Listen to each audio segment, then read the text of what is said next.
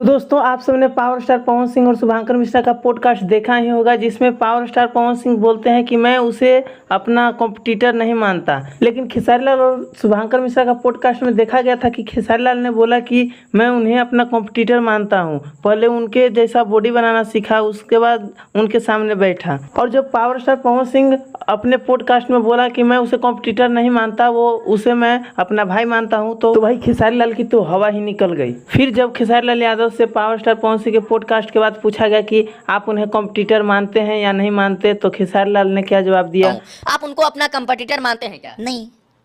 आप पवन सिंह को अपना कंपटीटर नहीं मानते? नहीं। तो देखे ना दोस्तों, पावर स्टार पवन सिंह बड़े बड़े के हवा निकाल देते हैं, और ये खेसारी लाल क्या चीज़ है भाई।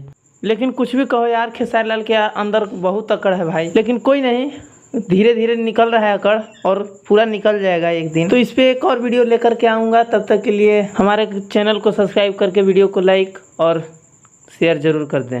धन्यवाद।